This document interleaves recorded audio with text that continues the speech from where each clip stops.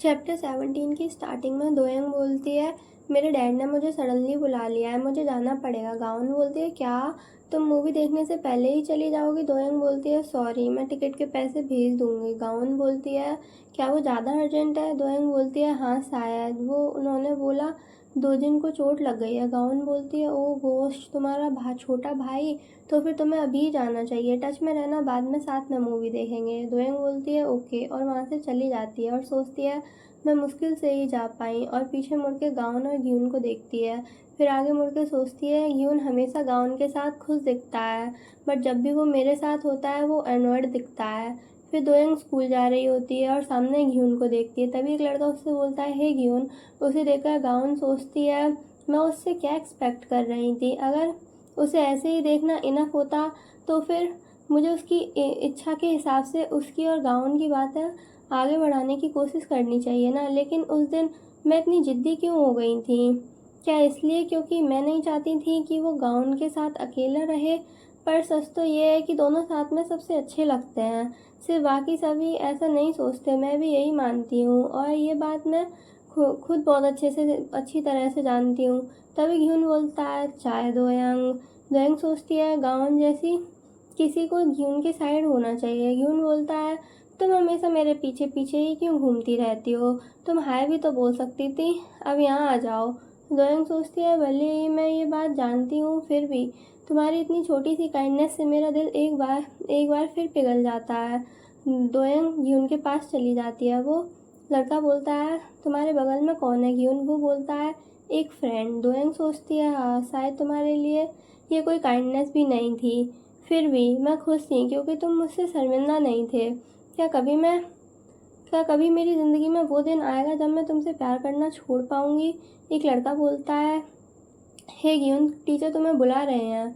ग्यून बोलता है, मुझे? और दोयंग से बोलता है, तुम पहले क्लास में चली जाओ। फिर ग्यून उसके साथ चला जाता है। दोयंग क्लास में आके गाउन से हाय बोलती है। वो बोलती है, ओ हाय दोयंग, क्या 2 दिन अब ठीक है?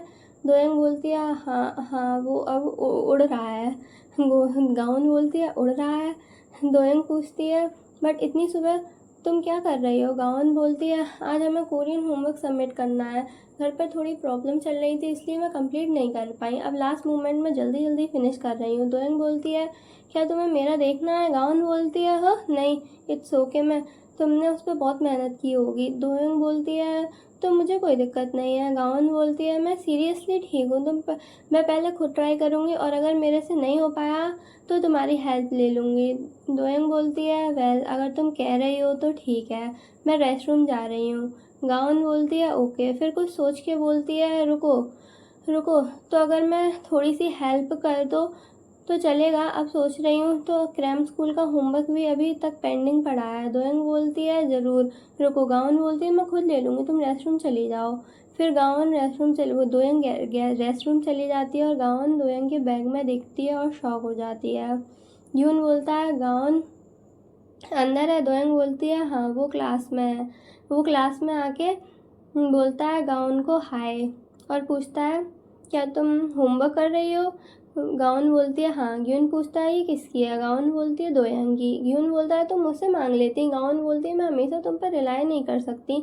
दोयंग सोचती है, वेट, वो यहाँ नहीं है, ग्यून ने कहा था उसे रखने को, तो मैंने उसे अपने बैग में रख लिया था, और हमारा घर भी बहुत छोटा है तो डैड आते जाते रहते हैं, तो मैं उसे वहाँ नहीं रख सकती थी। अब इसे मैं घियुन को कैसे एक्सप्लेन करूँगी? फिर से मैं नहीं चाहती कि वो मुझे हेट करे। फिर वो याद करती है, गाउन ने कहा था वो खुद ले लेगी, और सोचती है, नो वे। फिर देखते हैं घियुन और गाउन को। घियुन सोचता है, क्या चल रहा है? गाउन ने मुझे ऐसे सेपरेटली बुलाया बुलाया बात करने के लिए, क्या कुछ इम्पोर्टेंट है? गाउन बोलती है, घियुन, मुझे ये बाई चांस मिल गया। इसे देखकर घियुन सोचता है, अच्छा दोयंग सीरियसली? गाउन बोलती है, मुझे ये दोयंग के बैग से मिला है, जितना मुझे पता है उस हिसाब से ये फ़ोन तेओ का है। एक्चुअली तेओ ने सारे कॉन्टैक्ट्स कट कर दिए हैं और अचानक ट्रांसफ़र करा लिया है, तो मैं थोड़ी वरिड थी। यून सोचता है, वरिड? तुम उसके लिए क्यों थी वरिड?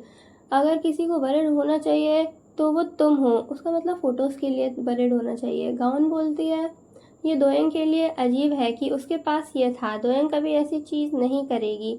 यून, मुझे सच बताओ, तुम्हारे पास केवन तेओ का फ़ोन क्या कर रहा है? ग्यून सोचता है गाउन बहुत तेज़ है, इसीलिए तुम मेरे लिए सबसे मुश्किल इंसान हो डील करने के लिए।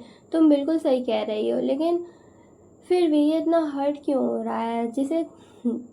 जिस चादोयन को तुम 1 साल से भी कम वक्त से जानती हो, उस पर तुम मुझसे ज़्यादा भरोसा करती हो और मेरी जगह उस सिर्फ एक आवारा की फ़िक्र करती हो। फिर भी मिडिल स्कूल के बाद से मैं बस तुम्हें अपना अब बदला हुआ रूप दिखाने की कोशिश करता रहा। मैं बहुत मेहनत करता रहा, सिर्फ वो इंसान बनने के लिए जो तुम्हें पसंद हो। दोयंग सोचती है ग्यून कहाँ है? मुझे उसे ऐसी जगह छुपाना नहीं चाहिए था। ग्यून को ये जल्दी पता चल जाएगा। तभी उसे सुनाई देता है, ग्यून बोलता है बाद में तुम्हें दर्द सहना पड़ेगा, उससे पहले ही मैंने ये सब सिर्फ तुम्हें प्रोटेक्ट करने के लिए किया था, तब भी और आज भी। लेकिन जिस चादोयन को तुम ठीक से जानती भी नहीं, उसे इतनी जल्दी डिफेंड क्यों कर रही हो मेरे से ज़्यादा? गाउन बोलती है तो फिर तुम मेरे लिए इतनी दूर तक क्यों जा रहे हो? ग्यून बोलता है क्योंकि ऑब्वियसली, और अचानक रुक जाता है और बोलता है कुछ नहीं, छोड़ो। और दोयंग भी वहीं खड़ी होती है। और तो आज का चैप्टर यहीं ख़त्म होता है। अब नेक्स्ट चैप्टर नेक्स्ट वीक आएगा, तो तब तक के लिए बाय। और हाँ, इस मानवा में जल्दी टाइम स्किप आने वाला है, शायद 20+ चैप्टर के बाद, और उसके बाद दोयंग ऐसी दिखेगी। ये आर्टिस्ट ने पोस्ट किया है, टाइम स्किप के बाद ये दोनों ऐसे लगेंगे। इसे देखकर मुझे सियुन की याद आ गई। और मुझे कमेंट में बताना किस किस ने ड्रीमिंग फ्रीडम मानवा पढ़ी है। जिसे नहीं पता है उसे मैं बता दूँ, ये मानवा और ड्रीमिंग फ्रीडम मानवा दोनों के ऑथर और आर्टिस्ट सेम है। ये इन्फॉर्मेशन मैंने कहीं पढ़ी थी कि टाइम स्किप होने वाला है। तो फिर thanks for watching, bye bye.